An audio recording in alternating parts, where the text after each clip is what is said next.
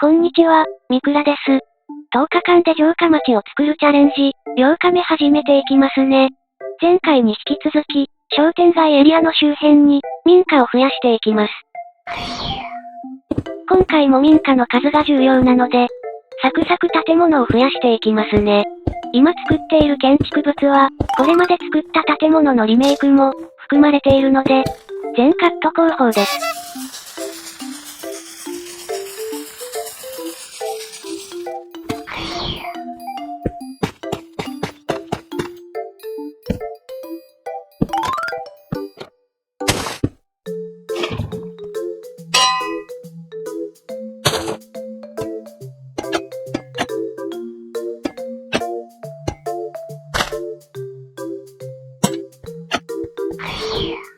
前回作った建物がこんな感じ。これを、建物の密度を上げておきました。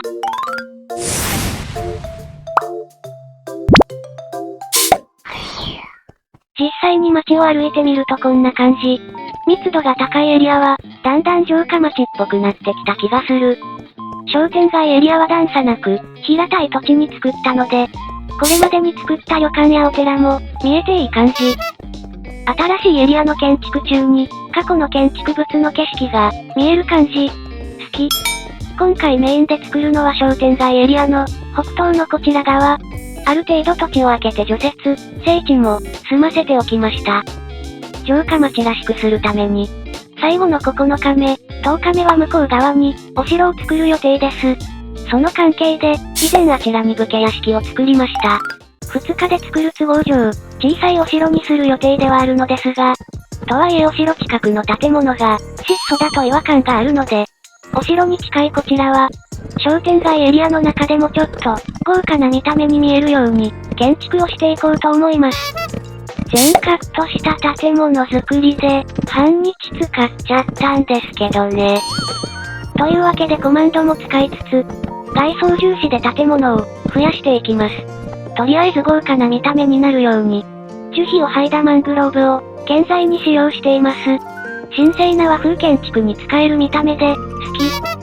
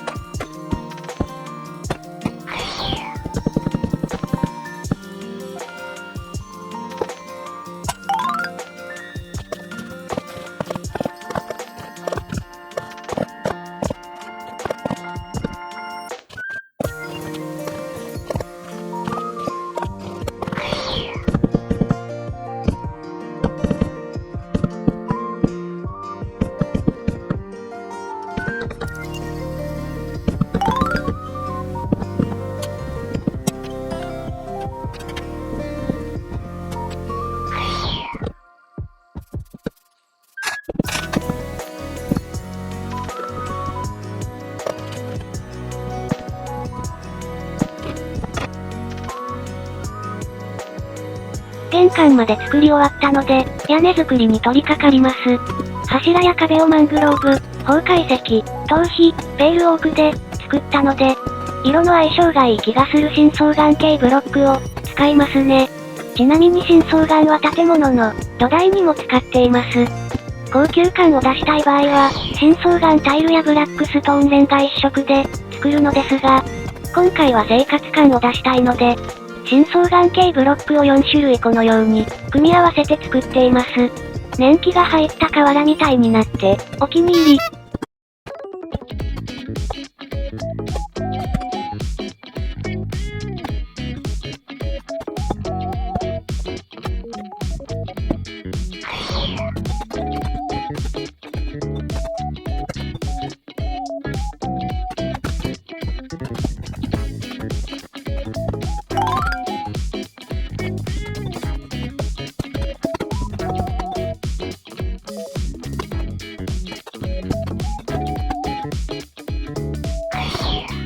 周りに植物を植えて、これでお家の完成です。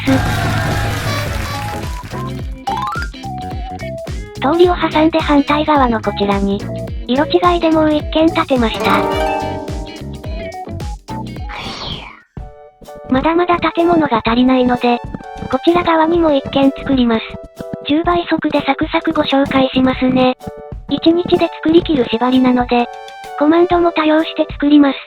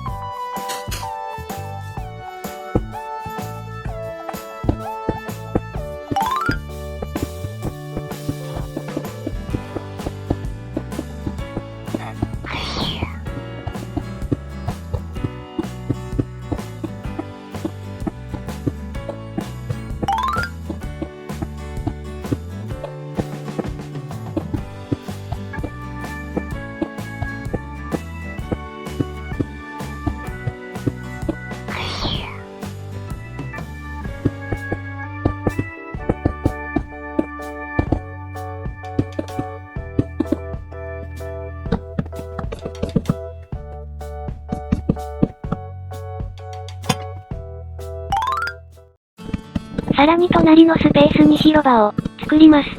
住宅がたくさんあるエリアに公園がないと違和感があるからね。商店街が隣にある住宅エリアの公園なので、お店で買ったご飯をこの公園で食べることもできるらしいです。遊具をたくさん置いた公園も好きなのですが、城下町らしく落ち着いた広場っぽくしますね。氷の張った池とブランコがある公園にしようかな。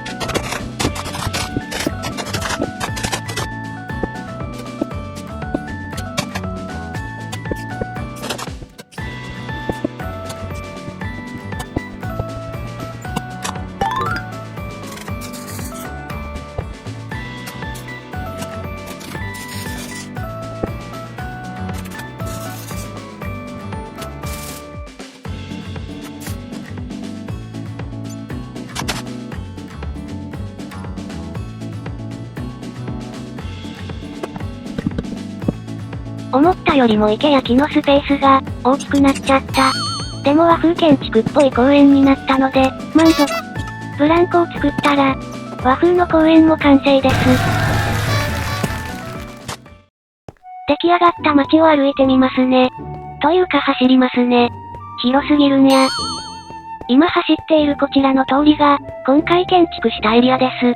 他の住居よりも豪華な見た目になるように、意識して作ってみたのですが、どうかな？あちら側に行くと大通りがあります。1日目に作った商店街のある通りです。道幅や建材は特に変えていないのですが、装飾の数を増やしたり、2階建ての建物を増やすことで、大きな通りらしくしています。提灯をぶら下げて、お店の入り口にのれんをつけているのも、大通りのお店っぽくてお気に入り。雪がめちゃめちゃ建築の邪魔だったのですが、出来上がってみるといい感じに見えてくる不思議。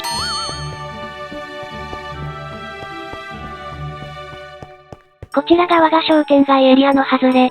対角線上に歩いてみました。全体を見渡すとこんな感じ。商店街のある住宅エリアらしくなったかな？